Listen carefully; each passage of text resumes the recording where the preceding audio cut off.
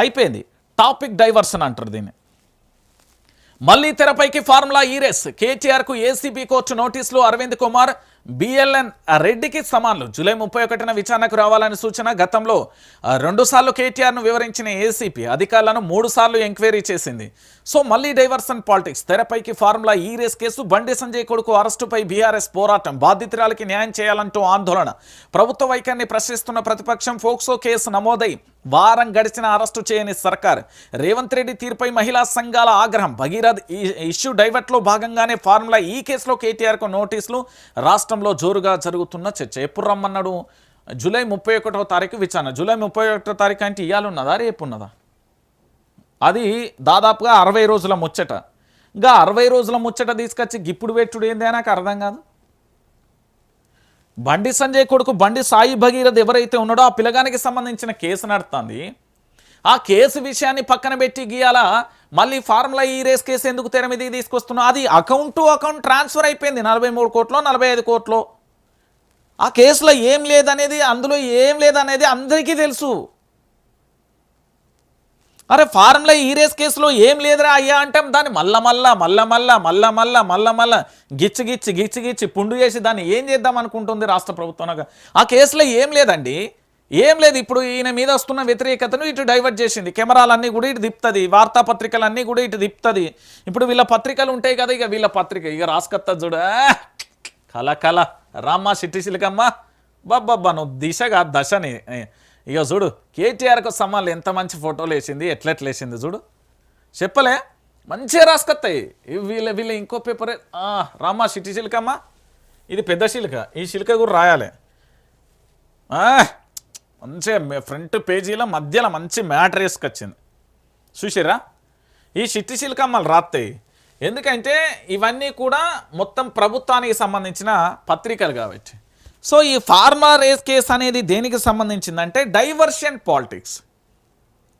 బండి సంజయ్ కుమార్ మీద వాళ్ళ కుటుంబం బండి సాయి భగీరథ్ మీద వస్తున్న ఆరోపణలు కానీ ఎఫ్ఐఆర్లు కానీ సమాజం మొత్తం కూడా అటేపోతున్నది కాబట్టి ఆ కేసుకు సంబంధించి ఏదైతే టాపిక్ ఉందో ఆ టాపిక్ను పూర్తి స్థాయిలో డైవర్షన్ రాజకీయాలు చేయడం కోసం నడుస్తున్న పంచాయతీ ఇది. గంతే. ఇక దానికి సంబంధించి మనం కొత్తగా చెప్పేది ఏమీ లేదు. దాని విషయంలో ఇంకా మనం మాట్లాడేది కూడా ఏం లేదు. ఎందుకంటే తెలంగాణ రాష్ట్ర ప్రజలందరికీ కూడా తెలుసు, ప్రజలందరూ కూడా ఆలోచిస్తున్న విషయం. సో దాన్ని టాపిక్ డైవర్షన్ చేయడానికి వచ్చిన రేవంత్ రెడ్డి ఒక వ్యూహాత్మకంగా తీసుకొచ్చిన కేసు. ఇంకొకటి, నేను భవిష్యత్తులో చాలా రాజకీయ పార్టీలకు సంబంధించి భయంకరమైన చేదు వార్తలను తీసుకురావడానికి సిద్ధంగా ఉన్నా. మీరు వినడానికి సిద్ధంగా ఉండండి. నాకు ఇక్కడ న్యాయస్థానం ఏం చేయలేదు. సుప్రీంకోర్టులో ఆ కొలిజియంలో ఎంతమంది ఉంటారో అంతమందిని పట్టుకొచ్చుకుంటా నేను. 1 గంటకు 30 లక్షల రూపాయలు కేసు వాదిస్తే అదే లాయర్ మన దోస్తై, మన కుటుంబ సభ్యుడై, మనోడై, మన వెన్నుముక్కై ఉంటే సుప్రీంకోర్టులో. సో అసొంటోళ్ళని పట్టుకొచ్చి మీకు తెలంగాణ ప్రాంత చేదు వార్తలు, రాజకీయ చేదు వార్తలు, అదే టైటిల్ అదే. నేను ఆల్రెడీ ఉన్నాయి, డంపులున్నాయి. కాంటే సమయం సందర్భం. ఇప్పుడు బండి సంజయ్కు సంబంధించిన టాపిక్ డైవర్షన్ అన్నది కదా. ఇదే విషయంలో ఇప్పుడు రేవంత్ రెడ్డి ఈరోజు రేపు ఒక మంత్రికి సంబంధించి పిలిచి క్లాస్ ఇచ్చింది కదా. రేపు ఒక మంత్రి పదవి నుండి ఊడగొట్టడానికి ఆల్రెడీ చకచక ప్రయత్నాలు కూడా అయిపోయినాయి. మీరు అవునన్నా కాదా? ఇదంతా టాపిక్ డైవర్షన్ చేయడం కోసం మా తెలంగాణ రాష్ట్ర కాంగ్రెస్ పార్టీ ముఖ్యమంత్రి మళ్ళా చేస్తున్న ఒక పెద్ద డైవర్షన్ పాలిటిక్స్. మావాడు డైవర్షన్లో దిట్ట నేనే చెప్తున్నా కదా. దానికోసం ఇది అంతా చేస్తుండే. ఇగో ఇది కనబడది మా సార్కు. రోడ్డెక్కిన అన్నదాతలు ధాన్యం కొనాలంటూ ధర్నాలు. సిద్దిపేటలో రోడ్డెక్కిన రైతన్నలు రాజీవ్ రహదారిపై అన్నదాతల ఆందోళన. రైతుల బాధలు ప్రభుత్వానికి పట్టవా? కేసీఆర్ పాలనలో ఇలాంటి కష్టాలు లేవు. రేవంత్ అసమర్థ పాలనతోనే రైతులకు ఇబ్బంది. మాజీ మంత్రి కొప్పుల ఈశ్వర్ అంటూ కూడా చూస్తున్నాం. ఇగో ఇక్కడ చూడురి.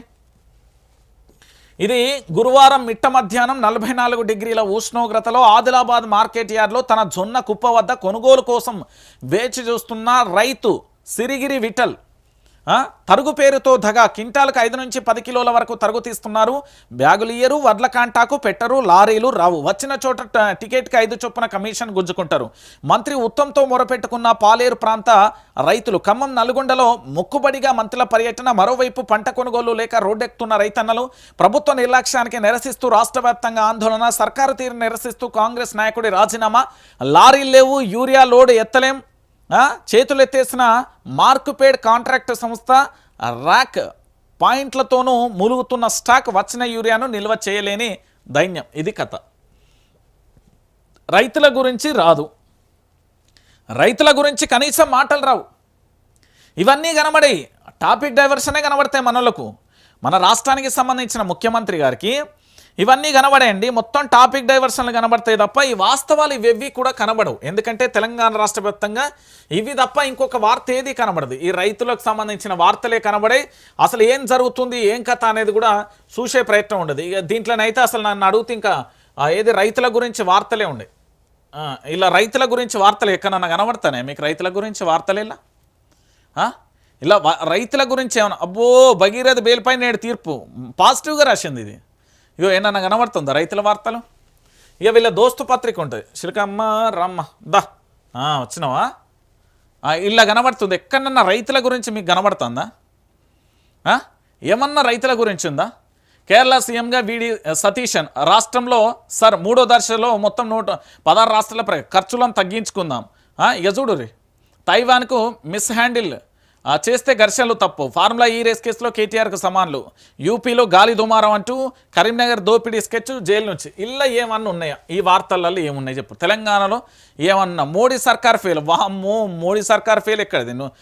మీరు బడే బాయ్ చోటే బాయ్ మళ్ళీ మోడీ సర్కార్కు సంబంధించి పూర్తి స్థాయిలో కూడా చూసే ప్రయత్నం చూడు. ఈ వార్తలలో ఏమన్నా ఉన్నదా? ఇగో ఇక్కడ మళ్ళీ పాజిటివ్, వరికి మద్దతు ధర 2400 కొన్నాయి. ఇప్పుడు పండించిన కొనమంటే అది లేని పరిస్థితి కనబడుతుందండి.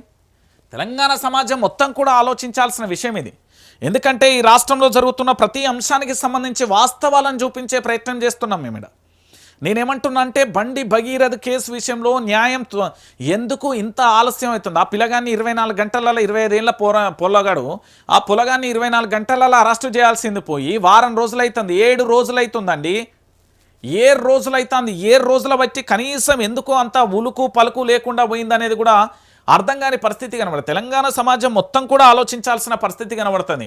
ఈ తెలంగాణలో వాస్తవాలు ఏంటి, అవాస్తవాలు ఏంటి, నిజాలేంటి, ఏంది అనేది మీరే కూడా ఆలోచించుకోరు. ఎందుకు నేను చెప్తున్నా అంటే తెలంగాణ ప్రాంత ప్రజలందరూ కూడా ఆలోచించాల్సిన విషయం.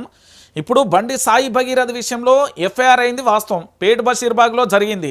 అతను మిస్సింగ్ అయ్యిండు. మిస్సింగ్ అయితే తెలంగాణ రాష్ట్రంలో ఉన్న ప్రశ్నించే గొంతుకలో లేదా డిజిటల్ మీడియానో లేదా యూట్యూబ్ మీడియానో ప్రభుత్వం మీద విమర్శలు చేసేటోలో బీఆర్ఎస్ పార్టీకి సంబంధించిన విపక్షమో లేకపోతే ఇతర పార్టీలో ఇతర నేతలో వాళ్ళ ఫోన్లన్నీ కూడా హ్యాక్ అవుతాయి. కానీ ఇక్కడ పూర్తి స్థాయిలో కూడా ఈ సామాన్యుడికి సంబంధించిన విషయంలో న్యాయం అనేది సత్వరంగా ఉంటుంది. కానీ అధికారం అండదండలను ఆర్థికంగా ఉన్నోడికి మాత్రం న్యాయం జరగదు. అంటే తెలంగాణ సమాజం ఇప్పటికైనా ఆలోచించండి. ఇందులో